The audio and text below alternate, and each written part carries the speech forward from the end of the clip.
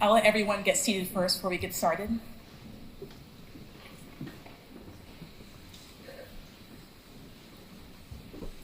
What if I told you that I have learned to love someone who threatened to shoot me? That might sound outrageous, or maybe too ironic, and maybe it is. But truly, I have learned to love someone who threatened to shoot me. And today, I don't only want to share with you how I learned to love him, but why I did. Think back to the summer of 2020 and ask yourself where you were. Maybe you were isolating from COVID, watching the US election, or taking a stand for justice. I was just 3 days away from my high school graduation when George Floyd was killed.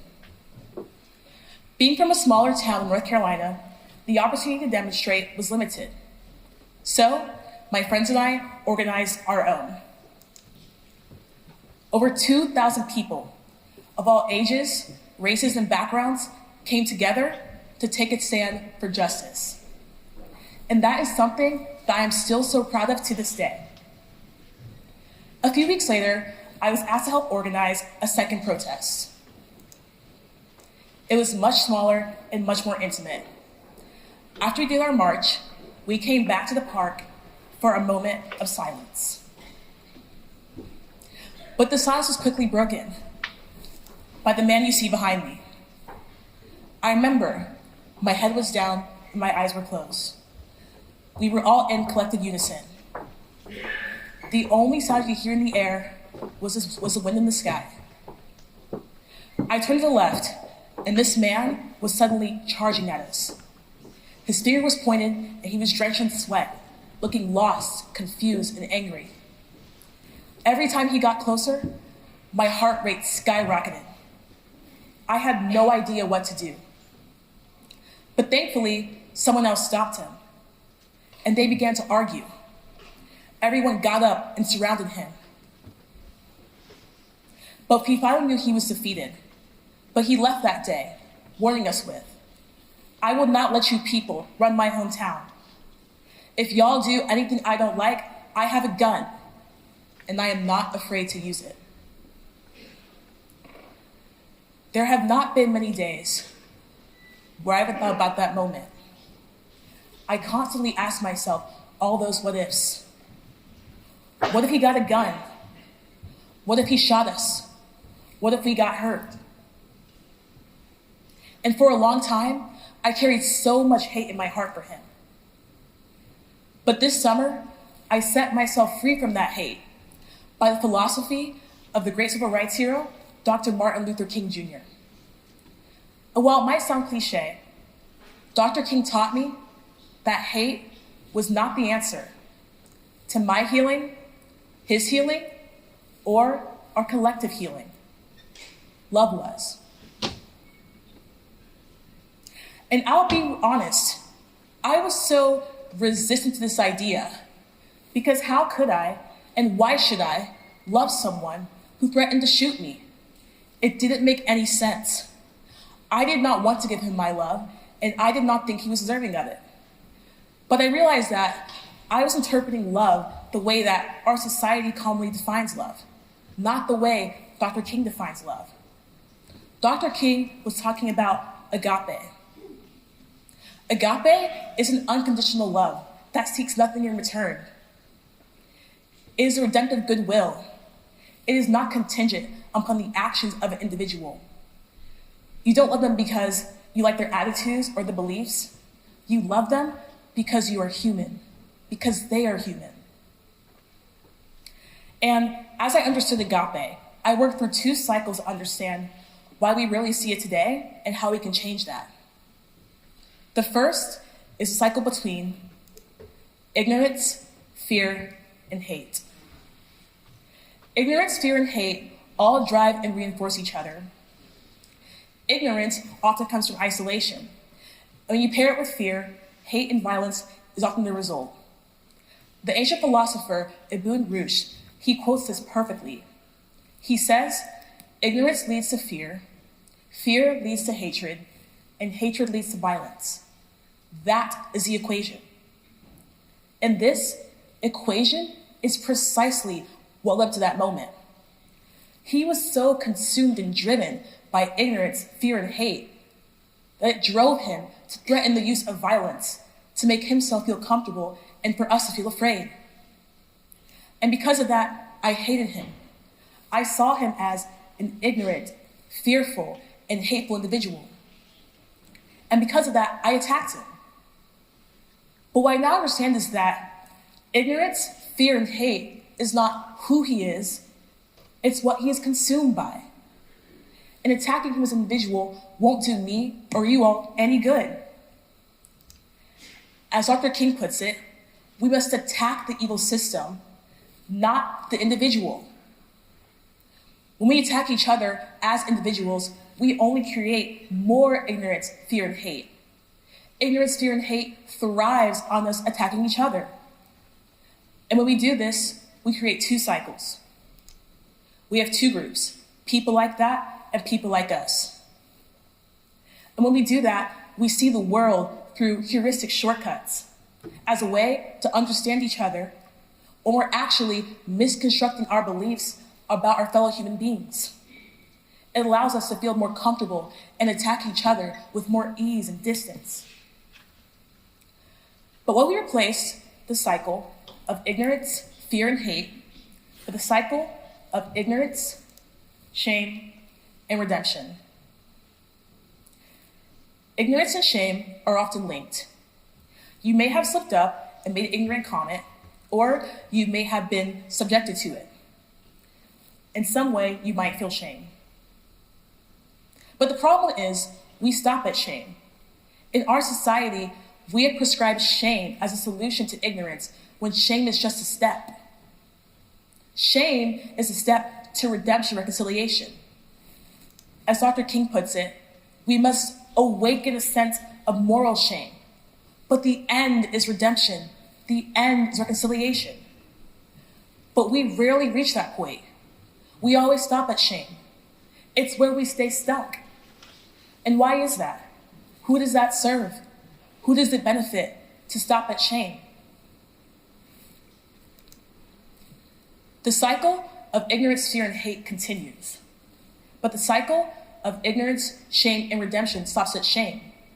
And I believe we are so comfortable and acclimated to the cycle of ignorance, fear, and hate that we don't understand how to even step into the unfamiliar comfort zone of ignorance, shame, and redemption. The cycle of ignorance, fear, and hate traps us. But the cycle of ignorance, shame, and redemption sets us free. This photo is pretty wild to look at, right? If it's your first time seeing it, you're probably just as confused as I was. But this is Daryl Davis, and I believe he took the courage to step out of the cycle of ignorance, fear, and hate, and into the cycle of ignorance, shame, and redemption. Daryl Davis is an American musician and a jazz pianist who also happens to be a Black man who convinced more than 200 people to leave the Ku Klux Klan. When Daryl was young, he experienced racism, and he didn't know why. He wanted to understand what drives the ideology. Why do people hate based on skin color? So as an adult, Daryl asked his assistant to reach out to Bob White, a grand dragon of the Ku Klux Klan in Baltimore, Maryland. But check this out. Daryl didn't tell Bob that he was a Black man. So imagine the surprise when Bob and Daryl meet, and Bob, a KKK grand wizard, sees a Black man talking to him about the KKK. Daryl has great courage. So they met and they spoke, and over time, they built a friendship. How can that be? A Black man and a Ku Klux Klan wizard? Being friends? Time goes on, and they attend each other's houses and share meals together, and even each other's hobbies. Daryl's being jazz concerts, and Bob's being KKK rallies. To each their own, right? But Bob and Daryl are still friends to this day. And now Bob has denounced his hateful ideology and has left the Ku Klux Klan. Daryl's courage to commitment shows just how much love can have an impact. But in our society, we often view love on the two levels of eros and philia. In the Greek language, we have three words for love: eros, philia, and agape. Eros is kind of like a romantic love that's based on beauty or attraction. Philia is based on family or friendship, brotherly love. But agape, you see it's in the top tier.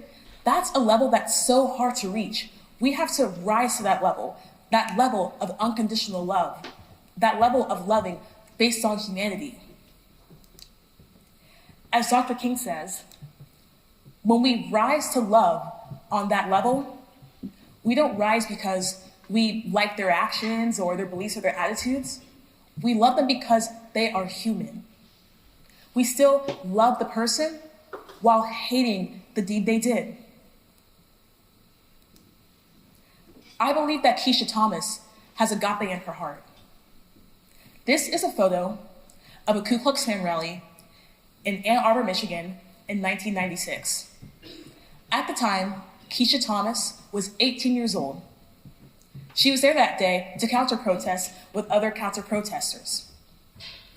The counter-protesters saw him on the ground, and he had a tattoo on him representing white supremacy.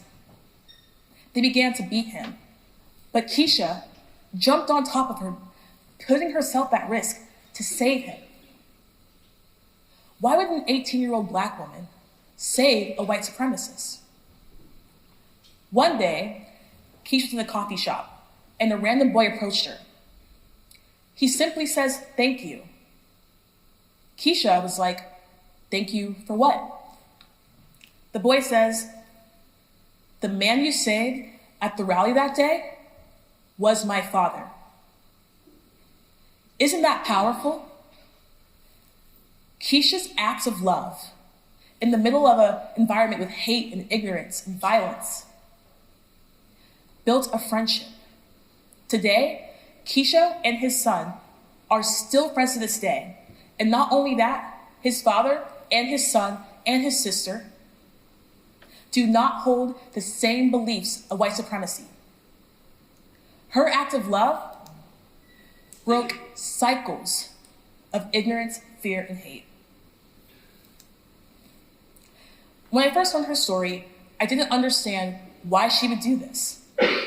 In fact, this quote completely summarizes my initial confusion. She put herself at physical risk to protect someone who, in my opinion, would not have done the same for her. Who does that in this world? It reminds me of a question that people ask Dr. King. How could you love such persons? Agape is how Dr. King could love such persons. Agape is how Kesha Thomas loved that man and saved his life. Agape is how Daryl Davis got 200 people to leave the Ku Klux Klan. Agape is how I learned to love someone who threatened to shoot me. Agape is so powerful. It is more powerful than any ignorance, fear, or hate, or violence. It can set generations free from hateful ideologies. But we all have to challenge ourselves to rise to that level, rise to that challenge, rise to the occasion, and spread agape joyfully, willingly, and passionately. We will all be so much better off when we do. We just must commit ourselves to doing it. Thank you.